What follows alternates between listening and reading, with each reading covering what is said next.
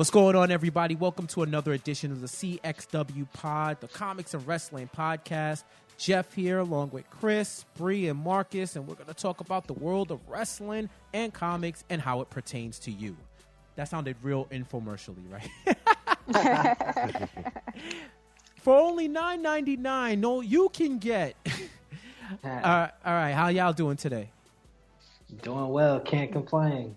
And doing good over here. Chris, can you complain? No, well, not too much. I'm not trying to be much of a downer, but there's not really too much to complain about. I'm still breathing. Right. I'm here. That was my motto. I could complain, but you don't want to hear it. So I'm going to keep it to myself and tell you 75-25, 75-25. We got it rocking. So we got a good lineup for you guys tonight. I made it sound like it was late night. It was technically is tonight, so I am accurate in that. Let's get to the news first off. Let's see what's going on around the dirt sheets. Chris put us on last week. Adam Cole, it's official now. Multiple reports that he's officially a free agent. So I throw it out to the team. What do you think Adam Cole should do? Chris, I'll start off with you. Should he do an indie tour? Should he go right to WWE? Should he sign back with Ring of Honor or sign somewhere else? WWE should be it, man. At this point, it's been like he's been considered for that company for over 5 years, maybe.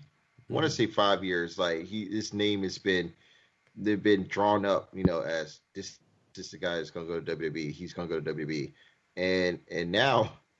And now, at this chance, his contract's up. He's done all that he can in Ring of Honor. He's won the title 3 times, I believe.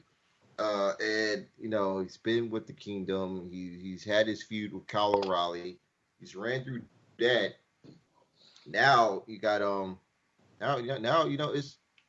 it's time for him to move on. It's time for him to go to greener pastures now. In a way, it sucks because we probably won't be able to see that blow off with him and Kenny Omega. But, now, he goes to NXT. There's likelihood he goes, get his name changed. And he starts working there. But, yeah, he's not going to do much of an indie tour. I know for a fact that he's got, one more PWG show coming up this month. That's really supposed to be, the final show for him and Kyle O'Reilly and Bobby Fish. And after that, it's during the week of Chicago, NXT Chicago. That's when we'll probably get all of our answers by then. Cool. So you think he should go to NXT and check that box off and hit the big time? Cool. Bree, what about you? I completely agree. I mean, he's pretty much already done it all on the indies and the super indies. So the natural progression is NXT. Marcus? I agree, definitely. He's put in his work and he's gained his respect on the independent scene. It's definitely time for him to go to NXT. My only concern about him is with the amount of talent on the WWE roster, how will he be able to stand out? So that's my only concern about him. But yeah, I do think it's time for him to head over to NXT. Chris, when is TakeOver Chicago? Is that in June? No, it's this month. It's going to be the same weekend as Backlash. So that Backlash is in what 2-3 weeks? That's when So okay. May the 20th is when TakeOver Chicago happens. Oh, so it's lit. Okay, yeah. so that makes my input on it a little more clearer, more lucid for me to opine on this. I think that he should. I agree with all you guys. Go to NXT.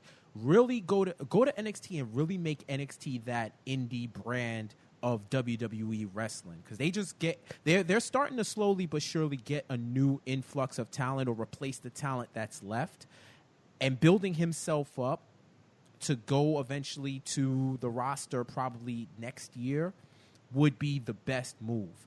Having said that, if NXT TakeOver is the same, as you say, it's the same weekend of Backlash in 2 or 3 weeks, that Ring of Honor New Japan War of the Worlds, that you put me on to, Chris, is on 5/12. It's May 12th, so it's next week. So he does have a chance to do last matches and clean up and still wrestle major events before then. So I envision him taking a similar route that the Hardys did. Well, maybe not doing 2 back-to-back ladder matches in one weekend. Jesus be a masseuse. But he could do the Ring of Honor show. He could do PWG, any other indie dates, wrap that up, and then roll right into NXT Chicago. A smart crowd who will know who he is, do everything, all his catchphrases. He could do the trademark sit in the front row, which is like the best pop you can get in NXT, right? So I'm saying it's coming out and being in the ring, sitting in the crowd.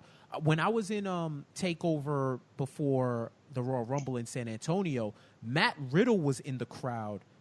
Not just he went on the Humble and was sitting in the crowd, and the cameras didn't catch him, but fans saw him in there, and afterwards were taking pictures with him. Like he tried to be low key, and all those fans in there knew who he was, which I don't even think he realized what was going to happen. Like, you could see it on his face, like, yo, I didn't even know. It was that look like, yo, I might have to make that move.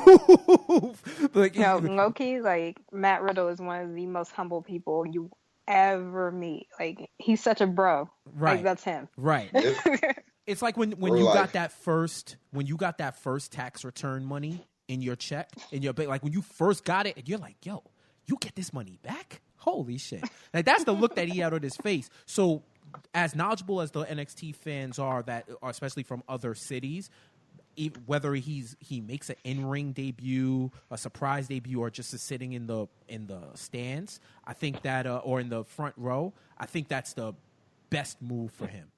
So I agree with all you guys. Go to NXT, build it up, and then hopefully it's an annual occurrence where they do the draft or the superstar shakeup after WrestleMania, and then go up from there, or do some more time, because NXT is lit, like it's popping now. So just build up there until you're ready to go, and then just do it. Why not?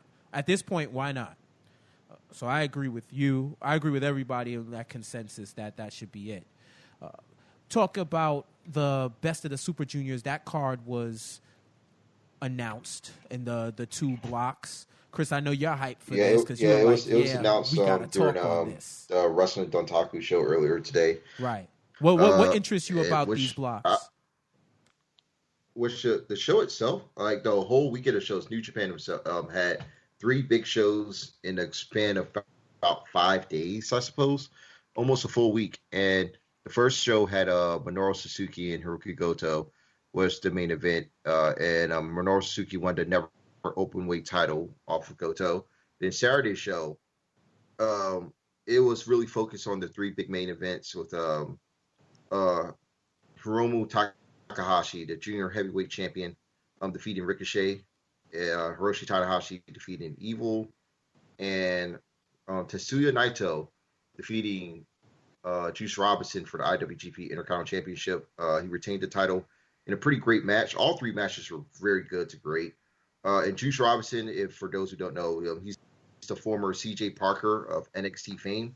After he got released, he spent 2 years in New Japan building his name up, refurbishing himself, and now he's grinded out from a young lion now into like one of the perennial mid-carder workers around.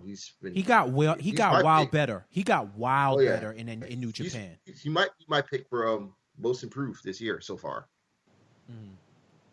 So some of the blocks that I see with this, I sent it out to all you guys, so you guys had it beforehand. Just looking at some of the names, that block A is lit. That block A is heavy. Very, the whole tournament.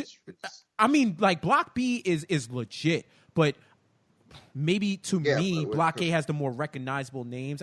Every time I see Jushin Thunder Liger, I pop. Like, it's just me. Like, that's my childhood. Thunder Liger, Ricochet. I like how we were just talking about it earlier offline about how seeding works and how Ricochet and Will Ospreay are in the same block. Why not?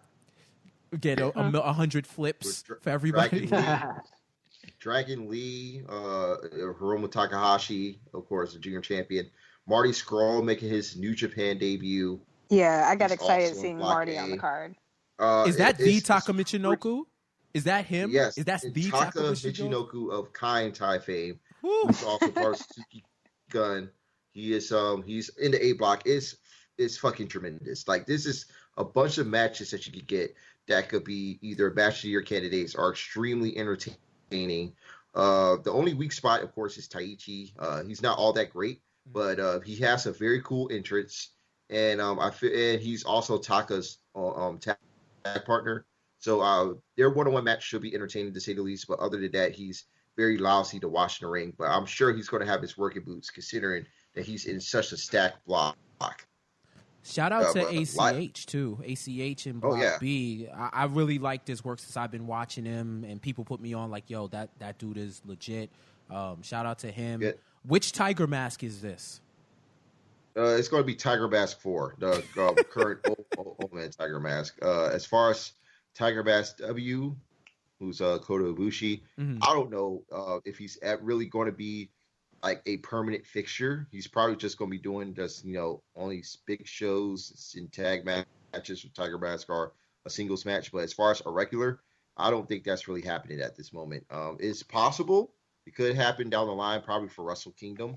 But at this moment, I think Ibushi's just fine, doing his little thing here, with the Tiger Mask gimmick and working DDT matches outside in front of 50 fans, blasting fireworks and whatnot. So this Tiger Mask is not Ibushi Tiger Mask. No. Okay. Not Ibushi Tiger Mask. You sure you're not Tiger Mask, yo? You could tell me. I'm not gonna. I won't blow up your spot. If you are Tiger Mask, you can let. At this point, I don't be knowing who's Tiger Mask, bro. It could be shit. It could be Bree. It could be Marcus. Okay. Yeah. So HGH, he's Tiger Mask Dark. So I remember that. Yeah. That's not racist at all. Yeah. Once I saw Barrett in Final Fantasy VII, I gave up on that. Sorry about that. The B block itself is it's consistently great. Even though the names are not as sexy, it's Ricochet, Will Ospreay, and Marty Scurll. These are some of the tried and true best workers around. Ryusuke Taguchi has been really one of the best big match juniors to watch for the last 5 years or so. And last year he was tremendous in his matches, with Kushida and Yoshinobu Kanemaru. So I'm sure he's going to have some great matches here. Probably going to be having great matches with ACH and Folador Jr. Folador and Kushida had an awesome match in CMLL last year, and they're in the same block. So I know we're going to have some great stuff there. So the A block is not the only block that will be chock full of great stuff. You have, Bushi, who has his best matches with Kushida, El Desperado, who is very good, Yoshinobu Kanemaru, who is a consistently good junior, even though he is getting up there in age. And, of course, Tiger Mask, who's probably, as far as the names go, he is probably the weakest one there, but he's not that bad, and he can have a 5-match here and there. So he's inoffensive to watch. Overall, all around, it's just a great card, a great little tournament. It's so deep that Rocky Romero and Trent Beretta of Roppongi Fights aren't even included, nor the Young Bucks. So that's just a whole lot of how much the junior division has grown over the past few years. So, Bree, what's one match that you look from Block A or Block B that you say this would pull me in to watch? Well, I'm a huge fan of Marty Scurll, the villain, of course. So I could see him and Ricochet having an excellent match. But I'm really starting to become a fan of Hiromu Takahashi. So honestly, Block A has my interest right now. Block B, of course, you have your classics like Kushida, ACH, and Taguchi. Of course, one of my personal favorites. But I think Block A is pretty lit. What about you, Marcus? Is there anything that pops out your eye that makes you say, I need to see that? Yeah, match? I'm looking for Ricochet, King Ricochet. I really like what he's been doing on the circuit lately. So just seeing him and hopefully him and Will Ospreay, that's gonna be all the flips. So I'm looking very excited for that. Yeah, they're going to try everything to blow away their match from last year. So Yeah, they will. they definitely going to have to book that match with Cork and Hall. Watching them wrestle is live action Dragon Ball Z. Like you're just watching them go, and then they're like, "How can you see that?" It's like you have to focus. Just focus on their power levels, and that's how you see all the things that they're doing. Just giving Block B some love. I think that ACH Kushida match could be real dope. Him and Bushi. I just like seeing ACH wrestle. Tiger Mask. All the Tiger. Anybody who's been under Tiger Mask has always been someone who's a solid wrestler. And I've grown to respect and see more of Taguchi's work as well. So any of these Super Junior tournaments are ones that you won't lose when you watch it, right? Like you're gonna get good matchups, and as it progresses. I feel like from what I've seen the last couple of years, the way they book it, they know how to book it to climb up in level of interest. And when they hit that climax, you're fully invested, and you want to see who goes on. And it's legit like sports, which is great to see. So that the Best of the Super Juniors starts on 5/17, May 17th. We'll be keeping up with it all throughout the tournament. Is that on New Japan World or? Yes, it's going to be all on New Japan World. I'm assuming like the opening night, of course, and probably a couple of more days are going to be full shows. Mm-hmm. But most of these matches will probably be pre-taped, and it'll be aired later on during the day, and it'll just have its junior matches select. And then like the finals, of course, will be aired live as well. Cool. Dope. All right. So that's something that we can check for and we'll be keeping up with throughout the entire tournament. So let's get into Payback. This the pay-per-view that we lamented prior to it going on. I'll throw it out to you, Marcus. I'll start. Yo, you dozing off. We talking about Payback here. So. Oh man. Yeah. So Marcus, I'll start with you. Did it Marcus, for you, did it meet, exceed, or fall short of your expectations? I mean, it exceeded it, I guess. I didn't have high hopes to begin with. So, which I feel like that was all of us, right? Like we all were like, "Oh, this shit's gonna stink." Yeah. But what did you think overall? Okay, overall, I liked it, but Bray Wyatt is like a joke now. Like how can you not win in a match that you made? Like you can't win cleanly. Also, Alexa Bliss is a star. I think that she's a terrible wrestler, but I think the WWE sees like just her marketability, so they're pushing her to the top. But I do think, and she's amazing on the mic. I like the KO Jericho match. I'm actually glad that they started that one to kick off the show, and it just hurts seeing the Hardys wrestle now. Like it just seems like every move that they make could be their last. So. And I actually like the heel Sheamus and Cesaro because Cesaro's a terrible heel, but Sheamus bounces it out because he's an excellent heel. So I think those two still being together as heels is great. And I'm forever a Braun Strowman mark. He did his thing. So if you had to give it a letter grade, what would you give it? I give no it pass fail, no ease. This is in halfway mark. I give it a C+. Okay. All right, that sounds solid. That sounds good. What about you, Bree? I agree for the most part. You sound fed up. Yeah. Well, because we always get in this post-Mania lull after being on such a high, such a rush after Mania and how spectacular it was. Sadly, I still expect like things to be good, knowing that they won't be. So, Payback was just okay to me. Alexa won, which was cool. Jericho winning was surprising as well. That was a swerve And to me. the House of Horrors match was like I tweeted that it's our Kennel from Hell match. Like That was horrible. It was awful. It was absolutely awful. But seeing Braun and Roman actually put on a really decent match is kind of what boosted it for me. So I'm gonna say it's a C. It's just a C for me.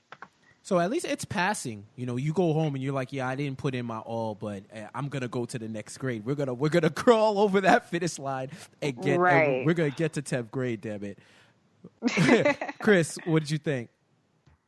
Well, it exceeded my expectations only slightly.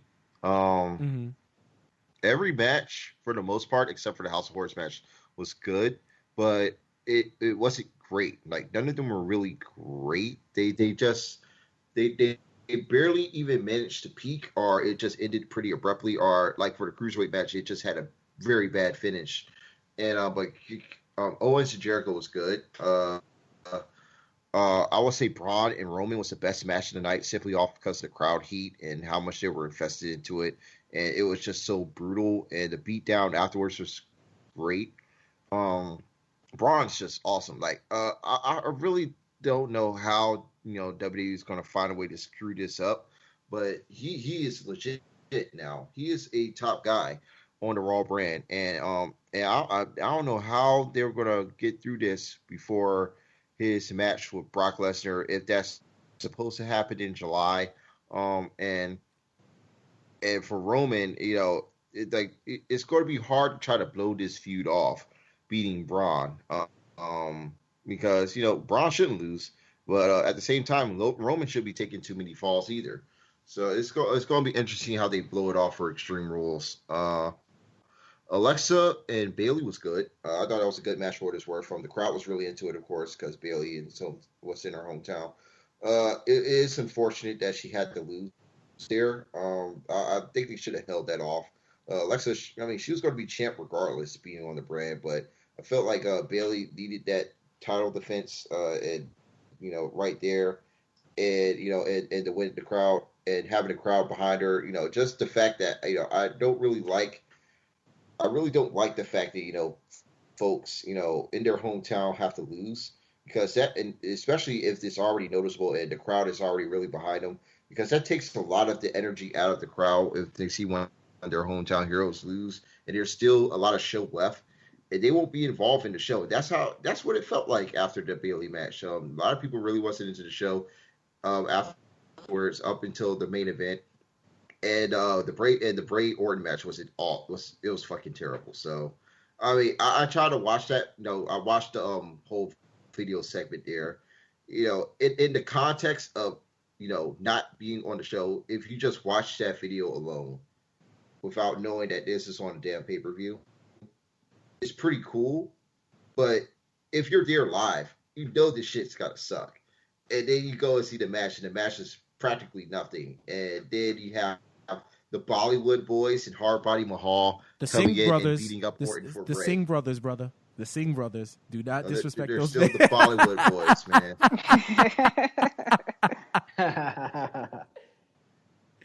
Oh, man. He said, your mama named you Bollywood? Those two are so damn small right next to Jinder Mahal now. Crazy. You see those two, side by side with Jinder. They're fucking munchkins. They look tiny, and they didn't even look like that in the Cruiserweight Classic or whatever have you. So what would you? So what are you along the same lines as of a C with this too? C plus, C maybe. Yeah, it was okay. That's how I feel too. Couple of observations I have from the pay-per-view. First off, I think it would benefit WWE to make these smaller pay-per-views 2 hours, like how NXT is. Or 2 and change, you overflow, however it is you overflow. They don't need to be 3 hours. If they just have their most impactful matches, all the title matches, a grudge match here and there, and just pack it into 2 hours, I think it would resonate better with the crowd. 2, I thought the wrestling overall was fine on the show. It was fine. It was good. I love the way that they started it with 3 straight matches. Aries and Neville was a solid match too, and Neville continuing to be a excellent heel with the way he weaseled his way out of it via disqualification. I think they were all solid matches. I just didn't really care, and it annoyed me that 2 of the matches were used to fuel storylines of SmackDown. With Jericho winning the belt, which we didn't even really discuss too much. We discussed it on why Owens is probably going to win because Fozzie's going on tour. I don't even remember if we brought up the outside chance that Jericho wins just so that he could legitimately go on SmackDown and bring the belt with him just to lose, but he'd still be a member of the roster. Because I think at the time of the recording, I thought that the winner stayed on SmackDown and the loser stayed on Raw. That's what I thought it was. But then they changed it. They slick changed it to say Owens is a SmackDown superstar, so that's just what it is. Which once again, then why is Jericho getting a title shot? It doesn't matter. You left the brand. You left with the belt. How you have an IC title and you're wrestling for the U.S. You left. If you leave a job and you're supposed to get paid or you're supposed to get like a certain bonus for an employee, and you're not an employee no more, you don't get that bonus. So if Jericho if he was entitled to a title shot, then he should have got the IC title shot. Because if we're gonna be logical about it, don't slander me for being logical. But if you're gonna be logical about it, that's what it would be. That why finish your unfinished business on a Raw pay-per-view? It's just as a general manager of SmackDown, why would you agree to that? Like, why would you agree to it? And you already know how I feel about the logic behind House of Horrors. Now, they snuck the WWE title out of it, which still pisses me off. But that was rude. I think it's very. Thank you. That's the best adjective you could. That was fucking rude that they did that. But I think with that, the best thing that could have came out of House of Horrors was showing the potential for a deletion with the production quality, and 2, the fact that the Bollywood Boys beat Orton, like they facilitated Orton's defeat by Bray Wyatt so that you could further that on SmackDown, which once again, how does that help Bray's character? Okay, I beat Randy in this bullshit match. Now what? So I don't know. I'm with you guys with a C. I wish that they would shorten those pay-per-views, and it just really annoyed me that 2 of the matches were used to further SmackDown storylines. When they could have used other talent that was there. Which brings us to Monday Night Raw and a few topics. Marcus, first off, you spoke about the heel Sheamus and Cesaro. So I'll throw it out to you guys. I'll start with you, Marcus. Do you think it's a good move or a bad move to turn those guys heel, which we probably saw coming, but just to officially turn them heel and have them face the Hardys as a heel tag team? Do you think that's a good move or a bad move? Oh, I think it's excellent. The Raw Tag Team division doesn't have a lot of heels. Like, off the top of my head, they have the Bullet Club, and that's about it, right? Am I tripping? They have the club. The Ascension is on SmackDown still, right? Oh, I mean, Ascension don't count. No, Ascension's on SmackDown. The Ascension's on SmackDown. Revival, yeah. but Dash Wilder being hurt, that also probably plays into the effect of right. Sheamus and Cesaro turning heel. Yeah, but I do feel like that was an excellent move. I like that. I like switching them heel better than breaking them apart and switching one of them heel. I thought it's a smoother transition to just switch them both to heels than to have like Sheamus turn on Cesaro, Cesaro turn on Sheamus. And so now that I really have liked the storyline that has been told between Sheamus and Cesaro, because remember about 8 months ago they were going at each other's heads. So just to see them finally, like, they always had chemistry, but to see them have that chemistry and now have that common goal to really just like wreck shop. And I really feel like even though they are a bit older, I feel like they can set the standard for this new for the superstar shakeup. They can set the standard for the Raw Tag Team division. What about you, Bree? What do you think on the move? I think it's a great move. And honestly, it fits them, especially in this feud. So I think they'll be a really good antithesis, and hopefully it'll propel the Hardys to go broken. So I'm really intrigued by this heel turn. The Hardys are legit broken. Jeff lost a tooth. What happened on Sunday? Is it fucking toothless? Was it toothless Sunday? Kicked his fucking Sheamus, head off, man. Jeff Hardy lost a tooth. Isaiah Thomas lost a tooth. Like, dog, I don't want to step out the house without a mouth guard at this point. And what's crazy toothless about aggression? Yeah, it is the toothless aggression era. Don't get us censored or pulled off and sent to Bolivian for bringing that up, right? But yeah, yo. And what's wild is I saw him. You play ball, you play sports. You know how many times that could have happened to you. Like, I think back, like, how many times I got hit in the mouth and I was expecting my teeth to be, like, down my throat, and it didn't happen. But to see it happen, and then, God bless technology, right? Because the next day you coming back and you got a new grill.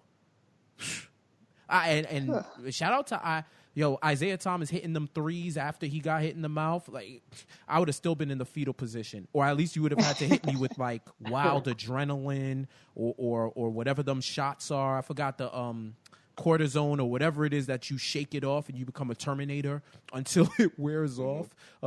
It's like Henny, right? Once it wears off, you're like, yo, what did I do with my life? But yo, Chris, one thing that I see with Cesaro. It seems like he's going to be the reluctant heel. He doesn't want to slander the crowd, but he's just fed up. And he's going to listen to Sheamus because they tried it his way and they were losing. So now he's going to listen to Sheamus. Do you think that's the right type of heel for Cesaro to play? Because we've seen different iterations of him as a heel. What do you feel about him as the reluctant heel that just says, forget this, I'm doing it. I'm doing it this way. We need to get this gold. I mean, it helps with his restraint because Cesaro himself, he's not really the best mic worker, and their promo from Raw earlier, while it was all right, I mean, but it shows that that it benefits Sheamus in a way, and that really would complement them better, especially as a heel team. Sheamus, he's going to be more of the talker of the two. Cesaro will chime in from time to time, and he will be athletic as fuck and do all this strongman stuff in the ring. It works well. I think it's going to be good. I actually prefer them more as heels than faces at this time, and especially since Dash Wilder and the Revival are going to be cooled off until probably early July, the Hardys need opponents, and they will have Cesaro and Sheamus, and also they'll have the club as well until the Revival come along and they win the titles, because that's going to be the end game. All from right there, having Scott Dawson and Dash Wilder come through and rebuild and reshape the tag division going forward. I'm not even gonna front. I popped for the black kilts, the hype beast jackets and the black kilts. Yeah, I'm here for it. Like a muscled up Marty Scurll, man. Yo, it's like they went to Supreme and was like, yo, we about to boss up on them on Monday Night Raw. We about to have the fly kilts, the black jack. I liked it, man.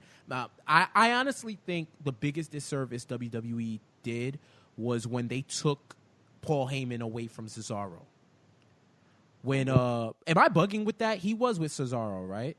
At one point, he was with Cesaro. Like for a hot month before Brock Lesnar came back from the ether or whatever it was. It was like CM Punk, and at one point Cesaro was when Paul Heyman was expanding his brand and whatnot.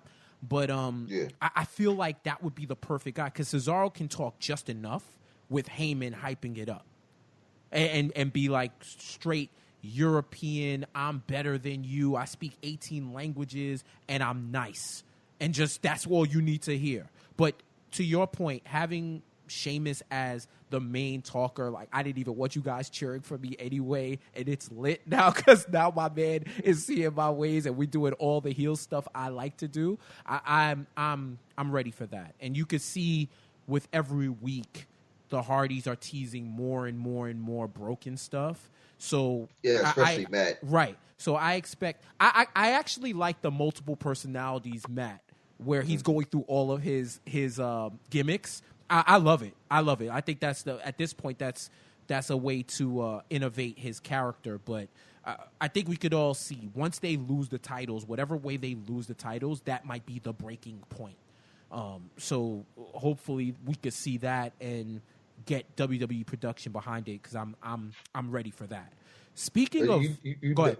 You notice what Matt promo when he came out on Raw when he's talking to Sheamus Cesaro, like we used to talk about the multiple personalities, how he stopped and paused mid sentence, when he starts leaning towards his broken character and snapped back into Matitude mode.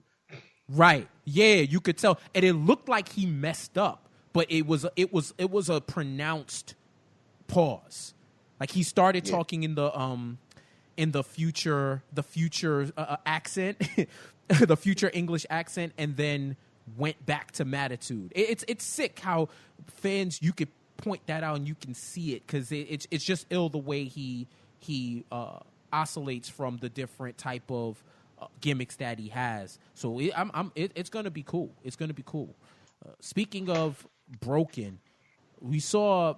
It was the topic of conversation when Bayley lost the title to Alexa Bliss. What type of Bayley were we going to see on Raw? Were we going to have to hear about the come up and starting from the bottom and, oh, my God, you guys, I was such a fan? Or was she going to be legit pissed that she lost in the hometown to Alexa Bliss? And that opening scene, I like how they opened with the women first. And they one of the stronger angles where you don't have to start with whatever the main event was in the pay-per-view, where you could start with one of your stronger angles and just go off with that. That's a great sign for WWE. And I like the fact that Bayley went full Jerry Springer and wrecked shop when Alexa was talking shit to her. So the question I have for you guys, do you think we need to see a broken Bayley? Type or that she's completely lost her innocence and all she wants to do is smash. Chris, I'll throw it to whoever. Chris, you want to chime in on that? I mean, it will be different. I'll say that. I'm not too sure how it will fit too much into her character long term, though. Considering that she's like her whole being is to be like a fan favorite for the kids, and as someone that that can sell merchandise and relate more, or it could be a new participant and be a star. But all that aside, it would be a good character change. But I'm sure that that's not really the direction that they want to be going with her just yet. And you still also have Sasha Banks along the way as well. Got that future program coming through.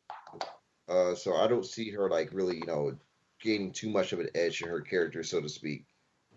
Got you. I don't think she needs to go heel in a sense, but I get what you're saying, that she's supposed to be happy-go-lucky. The balloon men come out and you're hugging and whatnot. So if she's pissed off all the time, that might be a change that may be detrimental to her character. Bree, what do you think? Should she have a change of attitude? I think kind of to go on a counterpoint of that, yes, she is supposed to be the fangirl. She's supposed to be happy-go-lucky. But since she's come up to the main roster, that spark in that character has left. So something needs to happen to where her character is enhanced and it improves and it actually feeds the storyline. Because if she's just gonna be like, oh golly gee, I lost my title, I'm gonna go for it again, she might as well just be Sting. So I mean, like, needs to do something. Jeez, yo, do you understand? Sting every Saturday on WCW would find a way to do some stupidness and not get a title or lose it. It was maddening That's why I laugh, because every week, because I'm like, yo, fam, you don't think they're gonna turn on you? You don't think the Horsemen are gonna interfere? Like, who's advising you? Get a tag team partner. Get somebody. It would just dumbfound me. Like, all right, I know this isn't real. I know this is scripted, but bro, like, you have to be the most, like, you're legit are feeding into the blonde stereotype. Because, dude, like, what I know, something's got to be. There has to be intellectuals in Venice Beach. There has to be. Like, come on, dog. Like, please, Marcus, what do you think? Yeah, I feel like I agree with Chris. Long term, turning her heel this early into her main roster run would hurt her in the long run. But I do agree she needs an edge. And I also do agree with Brie that her character has become super flat since she's come to the main roster. And actually, what's her friend's name? The Izzy girl? Am I saying Izzy girl who switched up and became a Bella? She became an Alexa Bliss fan. So yeah, I feel like Bayley needs to do something. I wouldn't say an edge, but I guess just like be more competitive. Like, if you're gonna be nice, at least be like competitive. Like, nobody's gonna beat me. That's like Yachty. That's like you're allowed to be happy, but you need to be successful, right? Yeah, definitely.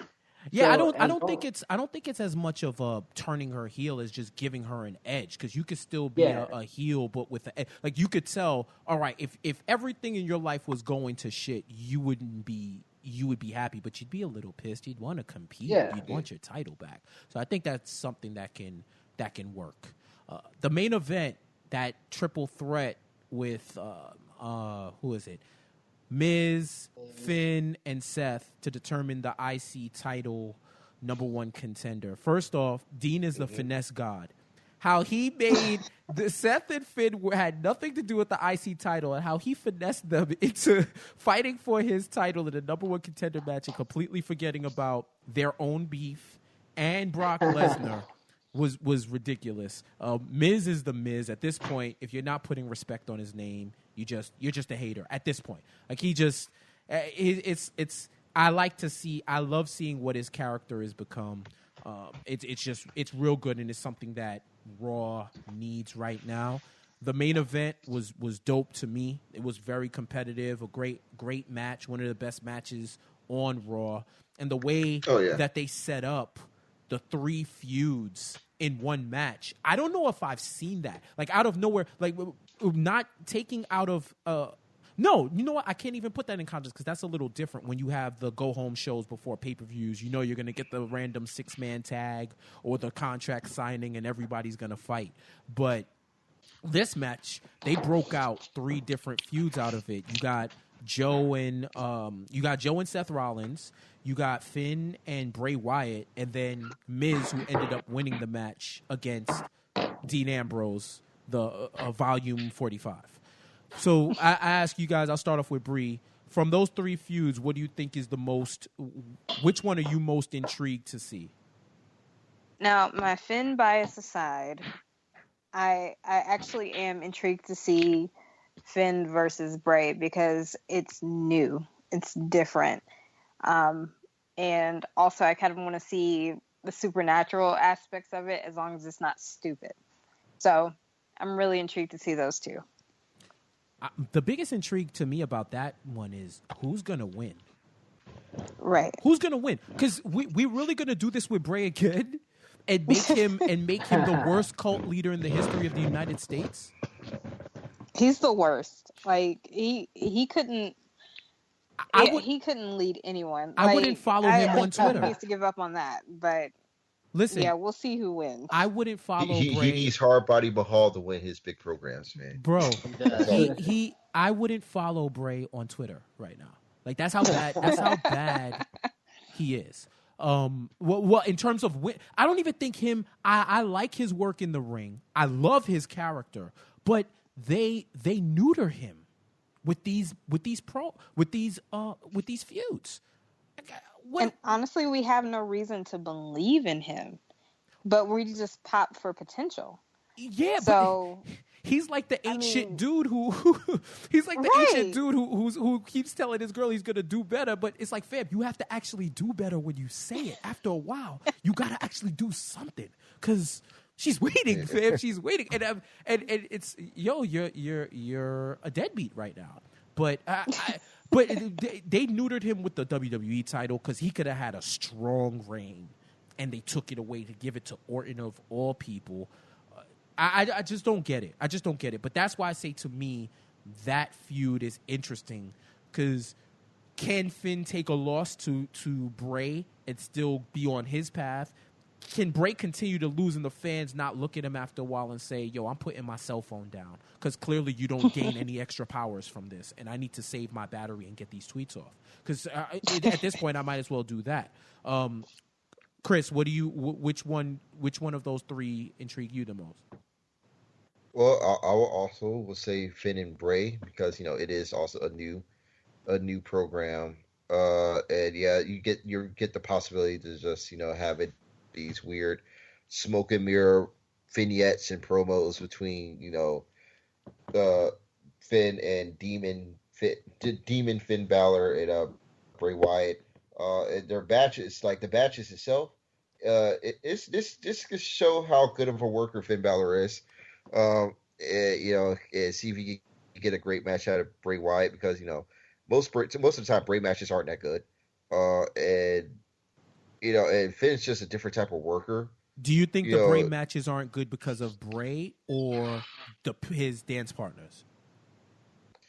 It depends on not just his opponents, but just how the program goes. The Orton stuff was just trash after a while.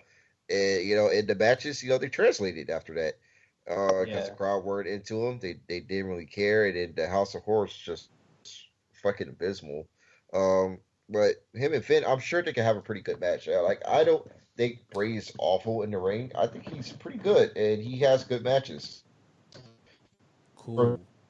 What about you, Marcus? What do you? Oh, I'm sorry. Were you still talking? Oh yeah. My bad. Go ahead. Finish. About if the people care. And like you said, he's been beat down so many times. It's really hard to care for a big Bray Wyatt match now.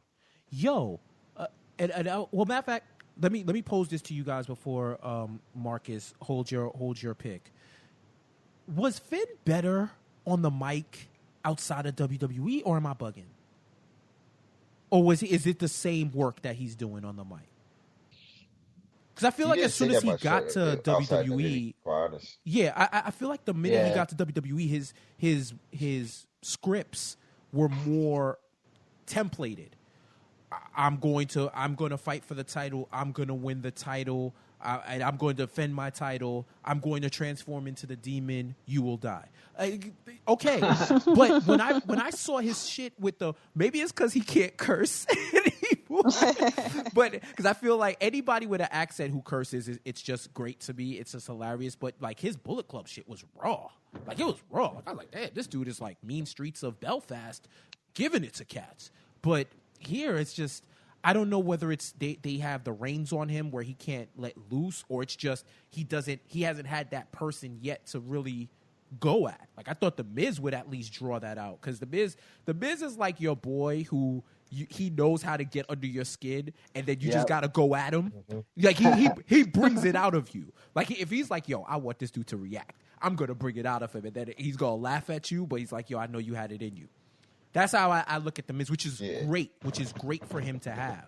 But I don't know. I'm hoping that mic wise he can become more dynamic, because I know he has it. I saw it with my own two eyes. I seen it. I know I seen it. So I don't know. Marcus, talk to me. Well, you on this Balor wave too, or what? Nah, I'm definitely with that Balor Wyatt.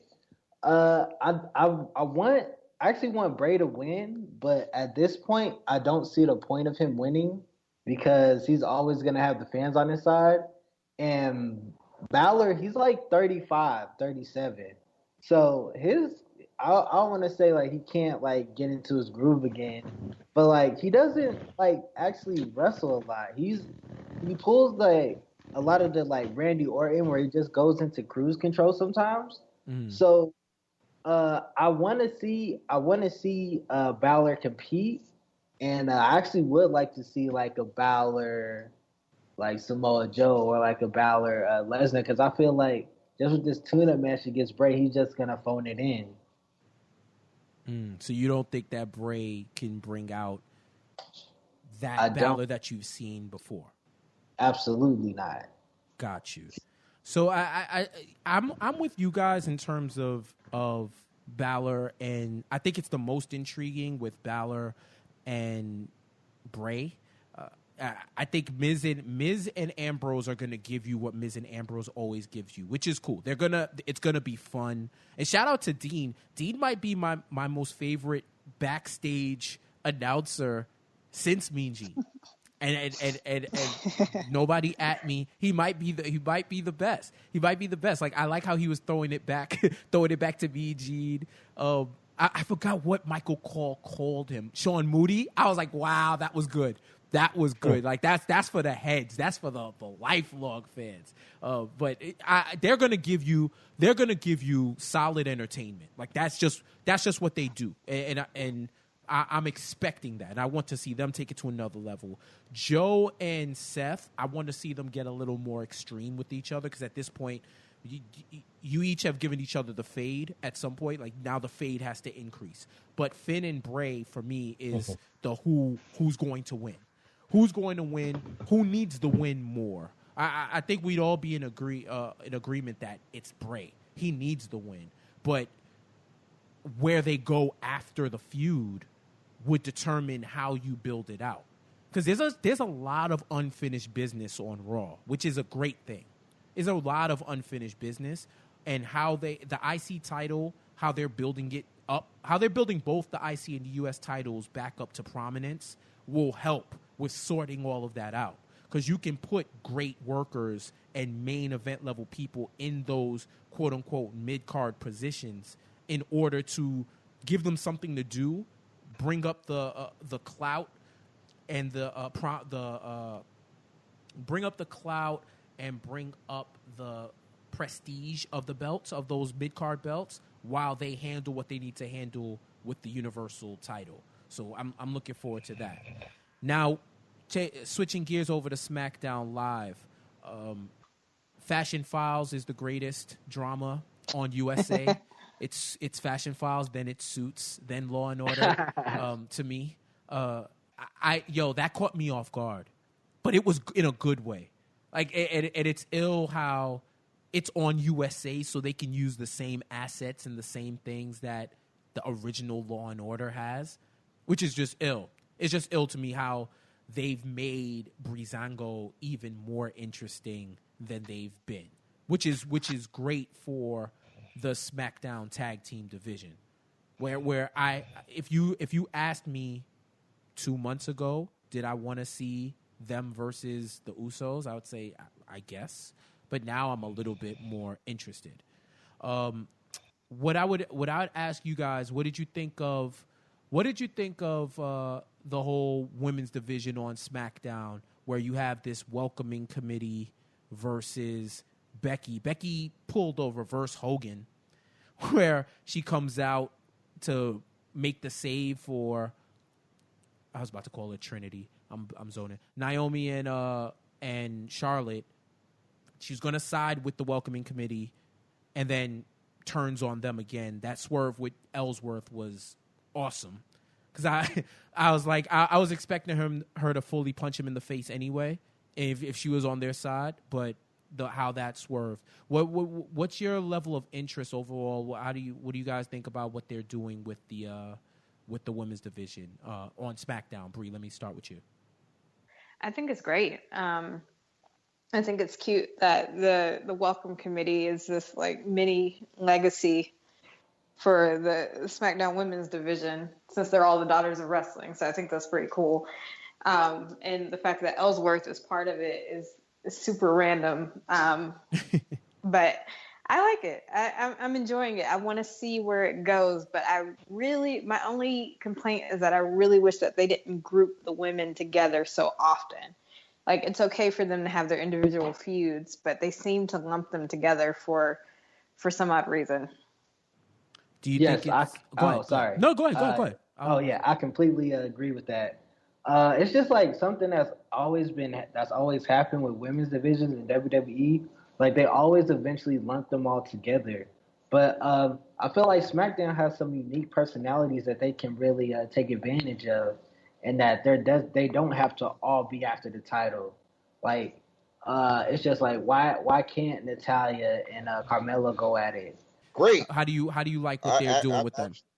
I really like the switch up with it freshens everything up, bringing Alexa Bliss there now, and it makes, gives a more opportunity. It feels like WWE is really going full bore for a push, and the way, I mean, it's, even though they're not really shedding too much light on it, the fact that Alexa became the first woman to win both the Raw and SmackDown women's titles before Charlotte, that's something to like really pay attention to going down the line, because I can see them doing something like some inter-promotional match, or not much an inter-promotional match, or like more interaction between the two, leading up to some type of big match between the two down Like the line. Night of Champions or something like that, where they would eventually face off, or so something I'll say like more that. of like either WrestleMania or just next year. What about overall on the SmackDown side with the welcoming committee and how they're seemingly lumping Becky, Naomi, and Charlotte together versus, as Bree said, the Daughters of Legacy, or the welcoming committee with Natalya, Tamina, I like it. Carmella. It's different. Both brands got something different going on right now, which is nice. It's not it gives everyone an opportunity, especially just getting a lot of focus. And Carmella looks like she's going to be the next challenger, considering that she pinned Naomi on SmackDown the other day. And I see like Natalya getting probably one more big run before dropping it to Charlotte. And because I feel like, I don't know how long we got of Natalya being in WWE, especially since Tyson Kidd, his career is at this point over, and I think Natalya want to probably be back home and spend more time with Tyson, as he enjoys the rest of his life no longer in the wrestling ring. But in Charlotte, as far as like the women's division go, this little stable warfare of sorts. It gives Charlotte, she gets to work with new opponents. And her and Natalya, of course, they could have good matches. They always have good matches, so it's a win-win. Cool. And finishing up with SmackDown, KO and Jericho, they had a great match. What else is new? I thought that was the biggest swerve at Payback, that Jericho won. But as we spoke about before, I still think that was the biggest swerve, because I didn't think, he'll win it, then he'll drop it, they'll write him off, and then he can always come back to SmackDown. But that also, it made it interesting, because when he comes back, he got AJ Styles, who he can work with again. He can get revenge on Owens. I could see Jericho and Baron Corbin having some heat somewhere down the line. The list is its own animal, so that can always come into play, making Aiden English cry or something like that. Again, he has a lot more flexibility. Do you think him winning? And I'll start with you, Marcus. Do you think Jericho winning the title and then dropping it the next night, do you think that hurts the overall division, the U.S. title division? Do you think they needed to do that, or do you think it's just right? I think it's just right. I don't think KO losing the title and then getting it back that fast hurts it anymore, because he's facing AJ Styles. So I just feel like the caliber of talent that's going after the U.S. title right now is at such a high level. Like I can't remember a time where it's been like this caliber of these caliber type of wrestlers going after the U.S. title.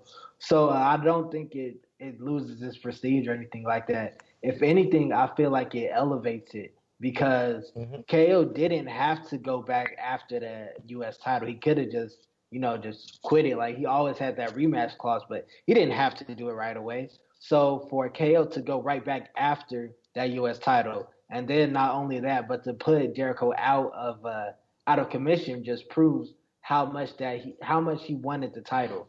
So no, I don't feel like the hot potato hurts it at all. What about you, Chris? No, as far as it was just a way to get Jericho off of the Raw brand, as far as winning the U.S. title, and easily put it back to Owens because he got that Face of America gimmick going on, and he has to have the United States title there. It is already elevated due to the fact that AJ Styles is the number one contender for that title, and AJ Styles is the top guy at that brand still, and there's a lot of course, again, like you said, there's a lot of guys that can be challenging for that title now. There's a nice, strong talent pool that they have right now going for the challenge for the Intercontinental title. I mean, not the Intercontinental, the United States title. Excuse me. But of course, they got still Sami Zayn. He's yet to win a singles title in the main roster. Baron Corbin, of course, who they're still pushing as like their pet project. AJ could have a run with the title, but I see Owens keeping it for the time being and eventually dropping it. It's going to be interesting to see who he drops it to going forward, though. I mean, there's Luke Harper who's available. He can have a big singles run, and of course, Shinsuke Nakamura. He can always grab the mid card title early before winning the WWE Championship. So the title is a big card title. It doesn't hurt it whatsoever. But with just having Owens and AJ Styles surrounding it right now, it gives it more of an aura compared to say like the Intercontinental title right now. What about you, Bree? What do you think? I mean, I think it's cool. Like you guys said, I completely agree. It definitely elevates the U.S. title picture.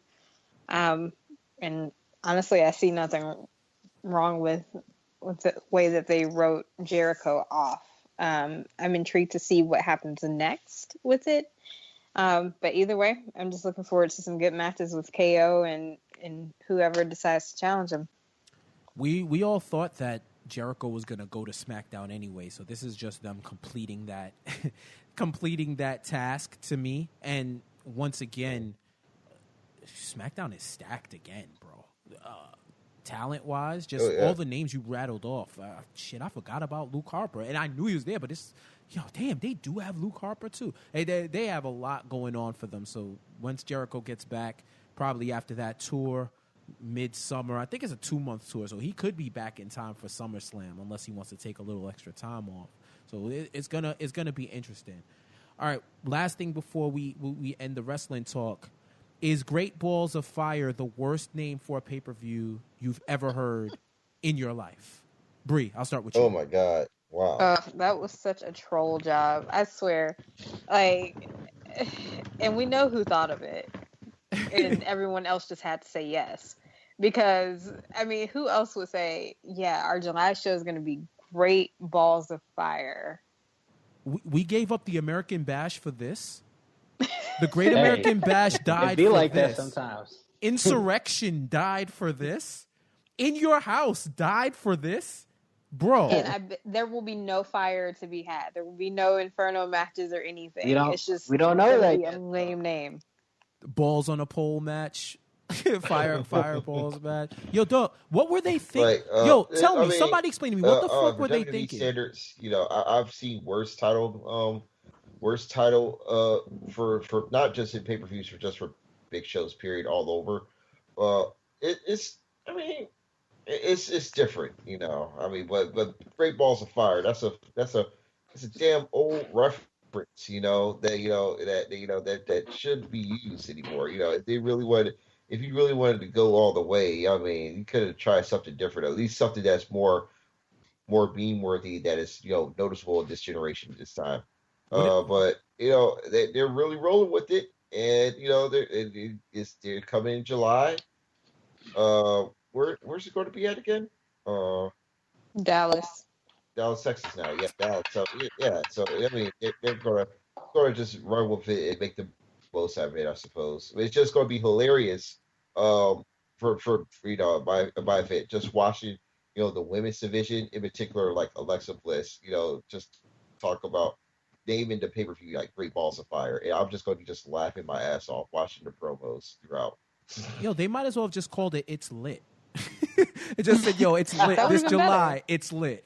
Yo, I would have rather that than Great Balls of Fire. They should spell fire like that FYRE Festival that people was paying $12,000 to go see Ja Rule and got prison food. They were eating dry ass cheese sandwiches and shit. Yo, it was like they got every privileged person in one place and wanted to show them what it's like to live a life where of people who you're trying to exclude out of the U.S. It's bad, yo. How do you drop $12,000 on a trip and you barely find stuff about it on the net? The customer service is unresponsive. And it's, and I'm from Queens, and I got love for him. But, dog, in 2017, I'm paying 12 G's for Ja Rule to headline a festival in the Bahamas. Like Ja That's Rule how and everyone friends. knew it was a troll job. We were like, Ja Rule headlining 12K?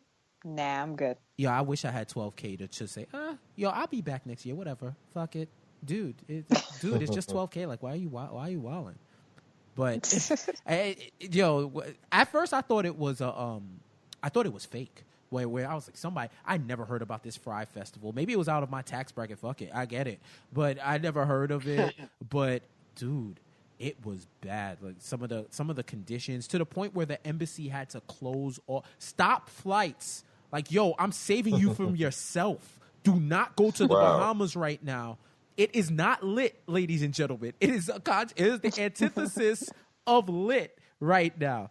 It actually surprises me. Well, first off, how they said we'll give you passes to 2018 as retribution for what we did in 2017. But the amount of people who said, "Yo, I'll be back. I'll be back." It happens. Fuck you mean it happens? That's $12,000. $12,000 just happens. $12,000 for that shit, bro. To be in a concentration camp. Yo, they had the tents, like the it looked like the post-apocalyptic world where that one war happened and now we're all nomads. It looked like Into the Badlands. That's exactly what the shit looked like. It looked like Into the Badlands. It was like The Last of Us. Bro, yo, man. I was expecting to see radioactive people walking around and them having to scrap together weapons in order to survive. Like, it's bad. But all in all, Great Balls of Fire. What would you? Yo, I'm just waiting for WWE has too much that they can't. They have too many names that they've used. They need to bring Battle Bowl back. They need to bring the Lethal Lottery back. I think that would be dope. Like, bring something dope back. Like, Great Balls. Who signed off? I need Meltzer to find out who signed off on that. Like, we need answers. I don't care about anything else happening backstage. Who signed off on Great Balls of Fire? What marketing person was like, yo, let me tell you what name would drive the most social interaction to your network? Great Balls of Fire. That's what I want to know. For sure. Like that, I'm still beside myself. Like, yo, who let that happen? Who let them go outside like looking like that? Freaking Great Balls of Fire. So, anything else you guys have on the wrestling world? Nope. Bree's like, nah. I said what I said, and that's it. I said what I said. Well, I mean, for me, for those that don't watch, any Japanese wrestling outside New Japan, All Japan had their Champions Carnival tournament, which is essentially like G1 Climax, but it was actually, in a way, it was just as big, if not bigger, than G1 Climax during the 90s. But as soon as far as All Japan declined in popularity, it declined. This year good. They had Sushi Ishikawa winning the tournament this year. He's normally a regular in DDT and Big Japan Pro Wrestling. And he's going to be challenging the Triple Crown champion there, Kento Miyahara, on actually the same weekend as NXT TakeOver and Backlash. So that should be pretty damn great. There's some of the tournament links are up online. And there's just a bunch of great matches there. I really recommend most of the Kento Miyahara match. He's the ace of All Japan, Triple Crown champion. And has had some of the best performances in the past year or so. So he's definitely worth checking out. Zeus, Daisuke Sakamoto, Daichi Hashimoto, of course, Ishikawa as well. Real good, real fun, real good tournament. A bunch of pretty good matches there. So it's definitely worth investing in. All right, cool. That sounds good. It's something to definitely check out if you want to expand your wrestling palette. All Japan is always a good time, and they're also a part of Wrestle Kingdom too, right? They have those matches, the interpromotional matches between All Japan and New Japan. Or am I bugging? They used to, but no, they don't. Not anymore. So what is the title that they had that I felt like they always bring up All Japan? One of them 6-man tag titles or something like that. That's not defended at Wrestle Kingdom? I'm bugging. No, that's the Never Openweight title. That's part of New Japan. Never was. It started out like a sister promotion in a way for New Japan a long time ago, but eventually it just became like just their sides project. And they just had the Never Openweight title, and of course the Never Trios titles. And it just worked that in its realm, and it's just their sister project that they have from time to time, along like with Lionsgate. Got you. All right, cool. Well, All Japan, that sounds something to watch. Want to definitely check some of that out to increase. Definitely worth scope. looking at, man. Because I've heard good things about All Japan. Most of these guys that that because we talk about the Okadas and Tanahashis and Nakamura's and workers like that in New Japan, but really there's a ton of guys that are just as good, if not better. Like I say with Daisuke Sekimoto, Ishikawa, Kohei Saito of Pro Wrestling 01, Masato Tanaka, who was he was doing regular stints in New Japan and he was just fucking tremendous. And I don't know why they're not using him anymore. He was actually the one that really brought in the Never Openweight title, and until I don't know what happened with this stint no longer being there. Dragon Gate got great guys. Shingo Takahashi and Yamato and BB Hulk, and it's considered that now New Japan developed a junior division of their own right. It sucks that some of the guys from Dragon Gate won't be able to be used, but hopefully we get to see him again during the another Super J Cup if they have it at all. But yeah, there's just a lot of wrestling in Japan and a lot of wrestling elsewhere that is definitely worth checking out. So New Japan's not really the only big boss in the club. I mean, it is the big boss, but there's a lot of great quality around as well. Just got to seek it out. Cool. All right, so. Let's transition over to the comic side. First off, the Defenders released their new trailer today. It's the first real trailer for the Defenders that's come out. I was at the panel last year at Comic-Con where they revealed the whole lineup was there and Sigourney Weaver was announced as the main villain, but they didn't show any real Defenders footage. They just showed the teaser trailer with just the logo, which I think everybody saw after that panel. But this was the first full-length trailer for it, coming out August 18th. So let's get the thoughts around. Chris, what do you think? Damn, August 18th, that's great. I liked it. I full disclosure. I haven't watched Iron Fist yet. So I don't bother. My thoughts about the show. Exactly. It's like Thor pre Ragnarok. All right. Let's not go too far. Oh man. I'd say if you wanna get the full scope. I wouldn't say Thor is bad. It's just it just wouldn't draw my attention. Interest when I think level, of Iron right. Fist. I'm like I only want to see him with Luke Cage. That's pretty much it. It's like, yo, your man is good, but don't come to the club without your mans.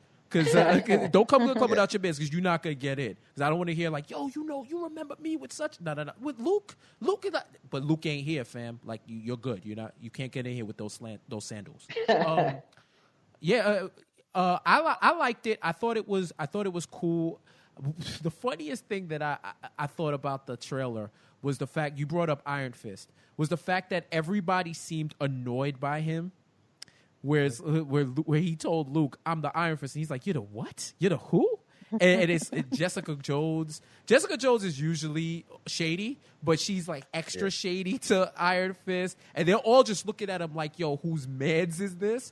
And to me, that was the personification of what the fan reaction was to Iron Fist, to Finn Jones, and someone on Twitter actually said that to me, which I thought was a real good point. That was the way you should go with him, based on everything, based on the character themselves, based on reaction, to just make him extra insufferable, so that you can understand. Shout out to P Funk 1130.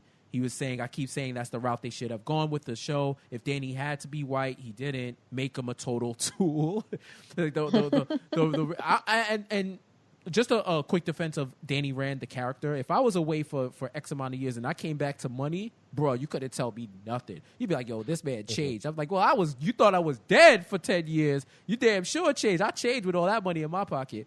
But overall, I think the biggest thing for me is I was looking for the interactions. How these four characters, Claire Temple, Rosario Dawson, was the main connector to everybody. But they never really interacted with each other as a unit. Now, Jessica Jones and Luke Cage had their interactions. Misty Knight also with the majority of them. But Jessica Jones and Luke Cage, they were the ones who mainly interacted with each other. So just seeing the subtle jokes, like how Matt Murdock comes in the beginning, like, yo, I'm your lawyer, and they're looking Misty and I like how they set it off with Misty Knight, which is real dope. And Jessica Jones, and he comes in like, I'm your lawyer. That's like peak Law and Order, peak New York crime drama, where the lawyer comes in, stop talking. You don't gotta say nothing else. I'm your lawyer. And she's looking at him like, yo, who are you? And they're looking at each other like, damn, you called him? You called him? But that's like peak Law and Order right there, where the lawyer comes in. All right, that's enough. Give my client some space. There's no more talking going on. I wish that would happen for more people in the system. That's a story for another day. But yeah, overall, I love to see the interaction. It seemed cool. And with all these trailers, I always say that if it's to generate interest, I think they did that well. What do you think, Bree?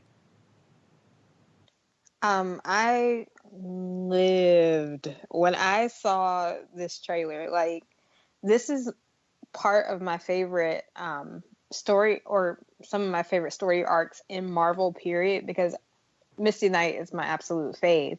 But seeing Misty with Jessica, Daredevil, Iron Fist, as douchey as he is in the Netflix series, and of course Luke Cage, I'm just like blown away. And then the shots of Elektra and the hand, and oh my god, like just thinking about Shadowland and Heroes for Hire, I completely marked out. So my body is completely ready when this comes out.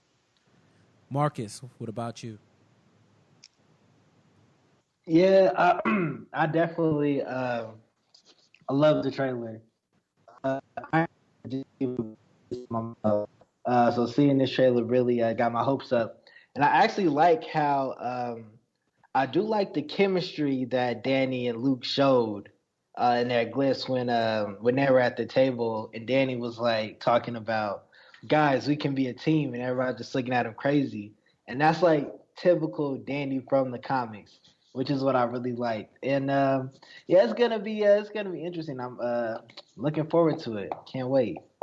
I still want to see who Sigourney Weaver is going to play. I've been racking my brain looking up stuff like, who the hell can she be? She might be like a big wig in the hand, or someone completely different. I still can't put my finger on who it is. But you get Sigourney Weaver for anything, and it's like, yo, yeah, you're serious. Like, this isn't small time. You feel me? Like, this is if they have her as something separate from the hand, bruh, like that's gonna be crazy. And Alexa's gonna be resurrected.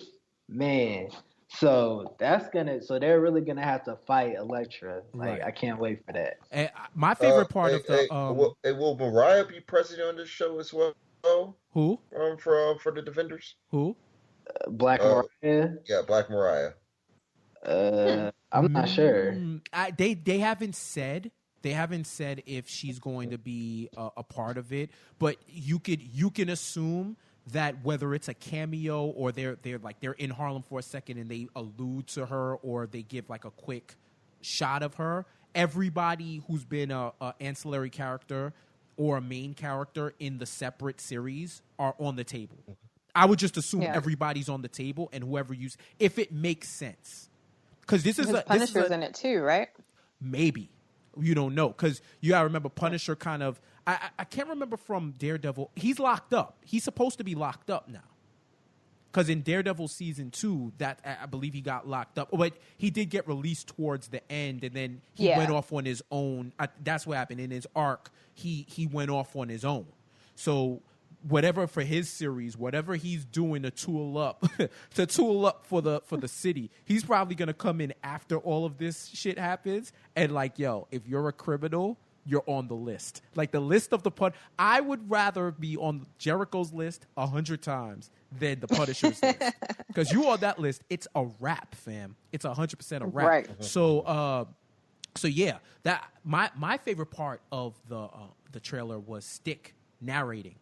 Where he was telling them to get together. He's like, so get your shit together. I was so ready. Because Stick is no nonsense. Stick is like, yo, y'all have powers and whatnot, but what's coming? Y'all gonna need this. Like, it's no time to fuck around. Like, get y'all play nice and survive. Because you remember, he's still supposed to be on shaky terms with Murdoch because of everything. Because he's a dick and because of everything else.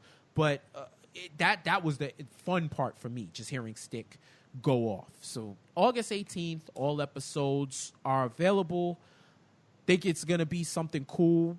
As I said before, on my end, it got me intrigued, and seeing their interactions. Jessica Jones also was an underrated part of that trailer for me, because I forgot her attitude and y'all, it's funny being on a podcast and I'm the only New Yorker, but her attitude is so New York, it's not even funny. Where she's just like, yo, let's just get to it. Like, this talk. Like, let's get to, like, who the hell are you? Like always skeptical of somebody, and she's just sitting down when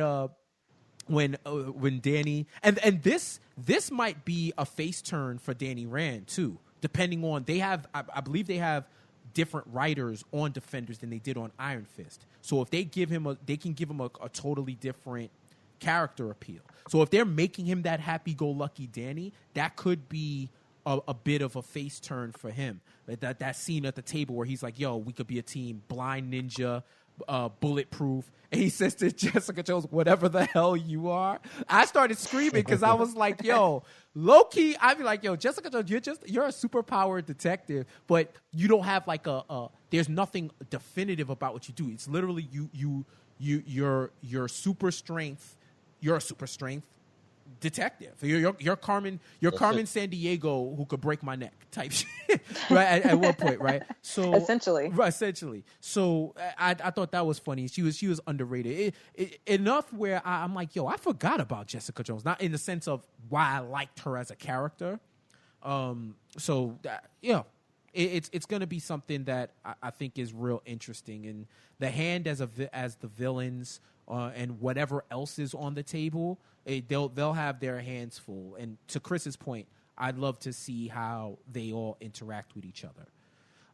One other topic we wanted to talk about, the whole issue. Now, I've been talking about it for the past couple of weeks because people are just annoying and obtuse with their analysis. Is the whole idea behind the promotion that's been going on with Wonder Woman. And if you haven't been, I know most people listen to this have been in tune to it, but just to give a quick recap, since about last year, shout out to Chris and D-Palm on the Insanity Check and Super Tuesday. They were actually the first ones who were talking about how a year out, the Wonder Woman promo was looking kind of shaky, where this is the first female-led superhero movie in this era. How Warner Brothers owns all the rights, and it just felt like they weren't putting as much behind it as they did for Man of Steel, Suicide Squad, Batman vs. Superman, and even recently Justice League.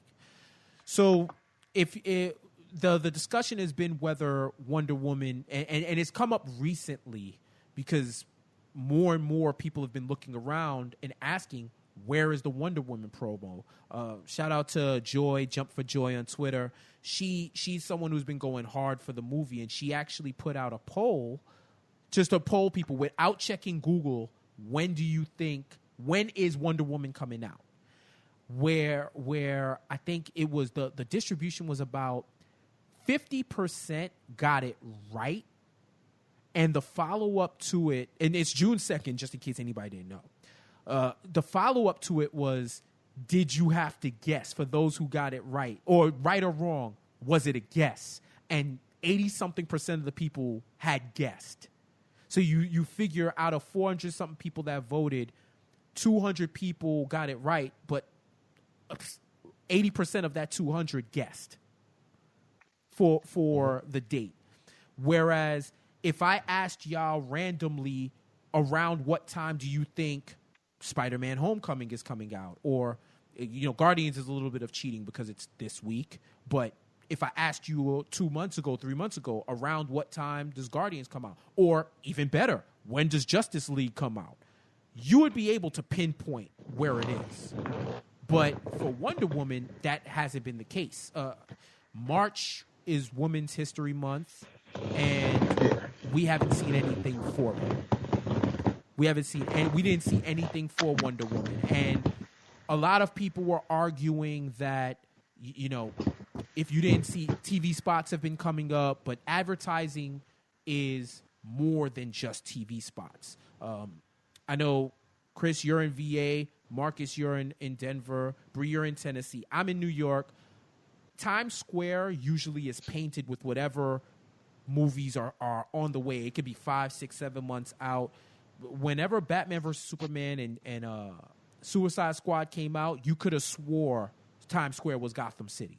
Like, that's where it was everywhere, and not just a month out, 2 months out. Major cities have been checking in saying that we haven't seen that promo anywhere.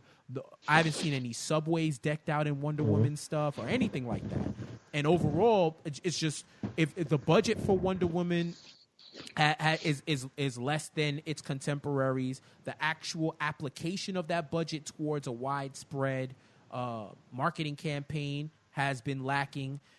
I've seen multiple explanations as to why this is the case, from mirroring Supergirl, which is a TV show, and the way that they promote, versus quote unquote learning the mistakes of the past with Batman versus Superman and Justice and other movies where they didn't want a bloated budget. Fact of the matter is, it's been a big deal where I personally don't think that the effort has been put in to promote it prior to this last month run has been put out there. So I'll put it out there for free discussion.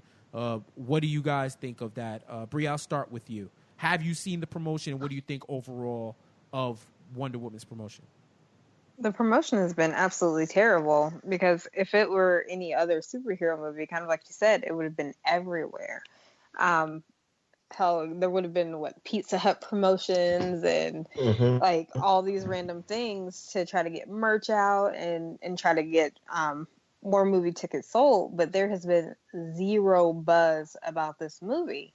So I'm kind of perplexed as to why this isn't getting the treatment that any other superhero movie would. Now, to be fair, when I saw the trailer for this last year, I wasn't really excited about it because it kind of looked like a Captain America redux, like a basically like 1940s old-timey Wonder Woman. So I wonder if kind of that reaction to the initial trailer might have something to do with the lack of promotion. But wouldn't that wouldn't that behoove? And I'll ask. I'll put this out to you, Chris. Judging from what Bree said, which is very valid. Maybe they saw that and said, maybe we should take a different direction. Wouldn't that behoove them to even go harder with promotion, being that this is a woman-led film? There's typically been a misogynistic take on women-led films where they're not invested as much as other films. Like, would you say that even if I put out that first trailer and it was kind of like, to me, if it's Wonder Woman, you got to get that word out. You got to get that word out to promote and really emphasize, yo, this is one of the big three. This is part of the Trinity. This is Wonder Woman. You may not know that she's coming out, but we're going to make sure that it's emblazoned in your mind so that no one could forget. And you see all these trailers and you see the behind the scenes production and you see the photos and all this information. We're generating that buzz because I equated it to the rap game back in the day when rap was super selling, where you're going to have people would shout out their release date so much that even if you wasn't checking for them, you knew. So would you say that in that regard, shouldn't they have gone harder for it, even despite the reaction? Yes, they should have gone harder, extremely hard. Like especially, like we all said, this is like as far as lead comic films go, it's Wonder Woman. It's one of the first, that you have, the woman asked to lead. So you should be promoting anywhere and everywhere, as much as you can. I work in retail, so when certain comic films come through, when they come and promote, they play a big factor into that, especially with graphic tees, kids toys, kids apparel. You will see, like, I saw a bunch of heavy promotion for Batman vs Superman when it was building up, for Star Wars, and even for Guardians of the Galaxy. Fucking Guardians of the Galaxy is getting super promotions. I can't remember which fast food chain that was doing the promotion for that, but when we have Guardians of the Galaxy getting so much more promotion now, and Black Panther, getting promotion 2 years in advance, twice as much as Wonder Woman is getting now, it's a huge problem. Groot and the Geico Gecko are about to shoot a buddy cop film at this point. They've been everywhere. They've been it's just a product placement. And exactly. And to me, I could give you $100 million and I could give Marcus $100 million and just tell you, spend it how you spend it. Now, if you choose to spend it, you can spend it wisely or you can spend it frivolously. And I think that's another aspect of it too, where they say we wanted to be more judicious with how we spent the budget. So why don't you start it off giving them, I heard so many excuses. There's less CG, so they don't need the money. They should. There was one article that I had retweeted that made me go off on a whole Wonder Woman tangent about how the author was real condescending in putting the onus on us, the fans. Well, if you think Wonder Woman isn't getting promotion, why don't y'all just promote it? I'm like, yo, next, are you going to tell me to pull me? Are you going to tell me to pull myself up by my bootstraps and get a job and stop worrying for the government to take care? Like, yo, what? Yo, and it's so crazy where you have that narrow-minded, tunnel vision view of what promotion is and what it means. Promotion is an event. You want to draw attention to your product. You want to create and generate a buzz. You want people to get sick of you talking about Wonder Woman to the point where it's like, yo, fam, all right, I know it comes out June 2nd. I'm there. I'm locked in. We're getting pre-orders. To put that onus on the fans to promote when to generate the buzz that we don't think when you have a studio giving millions of dollars that should be performing the same function is unreal. And then people want to dilute the topic into a Marvel versus DC thing when they don't understand some of the best wrestling product that we got was from the Monday Night Wars, where you had to top people every week. You had to try. Even if you went over the top, you knew if we don't come with the fire, we're going to lose another week. We're going to lose another week in the ratings. And that's just what it was. And if a strong Marvel, a strong DC, and every other people making movies in this genre, we're the ones that win. And I'm a Wonder Woman fan, you know, and I want to see it succeed. And I just don't think that saying that fans should be happy with what they get, especially when it's a woman-led film, where you wouldn't say that. There's no reason why the Justice League promo should be superseding Wonder Woman to the point where we know more about Justice League than we know about Wonder Woman. And I'm not saying give me everything. I'm just saying the impact is felt. When Wonder Woman was one of the best things about Batman versus Superman, she's been in the forefront, you're positioning her, you could just do the promotion smarter to me and just more widespread. Marcus, have you seen stuff in Denver for Wonder Woman? I actually have not seen. I haven't seen stuff at all. Actually, it's like cause since I am in that like vein of like post of like, you know, like nerd stuff, I do see it at like the comic book stores, but it's like there are posters that they get. But I have not seen a mainstream like real advertising like on like buses or trains, and that's a real disservice to Wonder Woman because it goes a lot like with her history. She has a muddy history, so this isn't really surprising. But it is surprising that to see that she's on this movie's on pace to only make $80 million in the first week, and for really the first iconic female superhero, that's really a disappointment. And DC, well, I don't want to. DC and Warner Brothers should be just like embarrassed. Like, yes, they did beat Marvel to the punch with the female-led movie, but at the same time, it's like if you only made $80 million in the first week, was it worth it?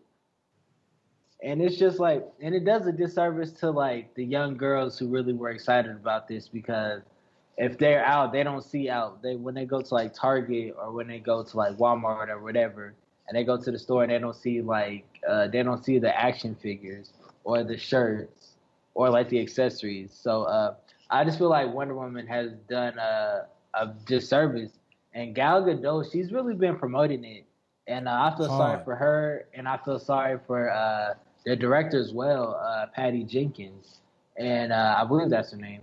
And it sucks because Wonder Woman is full of light. She's like she's incredible, and it sucks because she's stuck. She had to work through this Zack Snyder murderverse, first of all. So like you can't really, like, I get it, like you can't really promote like hope and love and light in like a universe where Superman's already dead, Robin's already dead. So it's gonna be really difficult. But you know what's crazy about that, Marcus? This movie is kind of a prequel into the common era because it's taking place back in the day.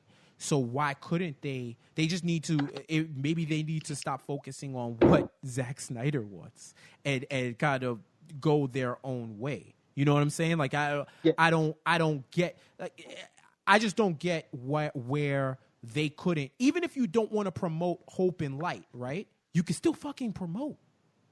You can still promote. Like that article I was telling you about, anybody who criticized them, this author called it clickbait.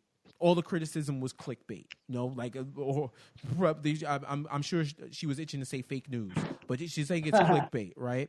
But in one breath, she says any criticism is just clickbait wanting to rile up people against Wonder Woman because DC gets criticized harshly for their movies. But then you want outlets to inform their readers by spreading the word about Wonder Woman. But isn't that clickbait too? If all I'm doing is just straight promotion without even getting paid, that's the same thing. It really pisses me off that standing up for a woman-led film is considered complaining. Right. When you look at and I would direct people to go. My man at Insanity Report on Twitter, he had broke down all the budgets for all the movies, where the lowest budget that has been for the last female-led film was Catwoman in 2004. I'm sorry, Hallie, but it's Catwoman, and it was $100 million. So you're talking about in 13 or so years, 20 million more, where something like Batman Forever or Batman and Robin or one of those terrible films got like $150 plus in the 90s, which today would be almost 200 million. You know, it's when you break it down by the numbers and by what people in major cities are telling you, you have a problem. You have a problem. If you want to say, okay, we directed all our advertising, and I think someone said there was a stat where they said they spent more money in 1 week in July than Suicide Squad had in a couple of months, but this was for promotion at South by Southwest and the NCAA tournament, where that tournament fee is a lot. So you probably put a majority of your eggs in that basket where, dude, I covered the NCAA tournament and I didn't see Wonder Woman advertising. I can't even remember it. And I had to watch the whole tournament. So, you know, it's good that I'm seeing more and more. I'm sure Warner and DC were checking their mentions, because it seems like the week after all of that was brought up, stuff started ramping up, funny enough. And some of the stuff, the recent stuff that I've seen has been promising. So, you know, I'm going to be pissed if they make 80 million, because there's no way that movie should make 80 million when others have broke 100 million easy in the same genre. Shit. Ant-Man did numbers. Like, come on, dog. Like, we talking about Ant-Man. Literally, we talking about promotion for Ant-Man. Right. Doctor Strange. Well, I won't even say that, because Ant-Man and Doctor Strange, I can tell you that I've at least seen the minimum. To me, the minimum is you have like a nationwide ad, you get your billboard in Times Square, you have like a some type of MTA takeover, you have something where you could at least remember seeing something. It may not have been to the level, but they still got bigger budgets, which is crazy. You know what I mean? So I get what you're saying on that. But even so, we talking about Doctor Strange to Wonder Woman. We're talking about, you know, Ant-Man to Wonder Woman. Literally, Ant-Man to Wonder Woman. Like the in size and stature. Like, yeah. Hopefully they'll be able to correct that and get their shit together. And I hope Wonder Woman, if you're a fan of Wonder Woman, I would say get that done. Get that done. Put the word out. Now, ironically, I'm telling people to evangelize for it. But yeah, you know, see it if you want to see it. Get the word out. Make sure people who are fans get to see it, because that's part of promotion too. Because even fans ain't on. You know, fans got to live life too. So sometimes you may forget. And with all the content out to be consumed on a daily basis, yeah, you do need a constant reinforcement to tell you something's coming out. You do. I still remember Deadpool when it came out. And you know what? I don't remember the date, but I knew it came out Valentine's weekend, because that's how they hooked it for months. That Deadpool was going to ruin your Valentine's Day with some funny shit. And all of the ads, I could see it. And Ryan Reynolds himself is a beast. I want that man to promote me. Like, he's like the Diddy of actors promoting himself. But, yeah. Hopefully that goes down. So we'll see. All right, guys. We covered Defenders in Wonder Woman. Yo, thanks so much. This was fun once again. All right, awesome, man. Have fun doing it, man. Yes, sir. That does it for another episode of the CxW podcast. Thank you so much for joining us. Go to nonstopculture.com/subscribe for all your subscription needs. Hit us on social media at nonstopculture, including YouTube and SoundCloud. Go to iTunes and leave us a 5-star review. We'll read it on the air. We really want to know what you think. If you have a question for us, email us, info@nonstopculture.com. Until next time, we'll check you later, Marks. Peace.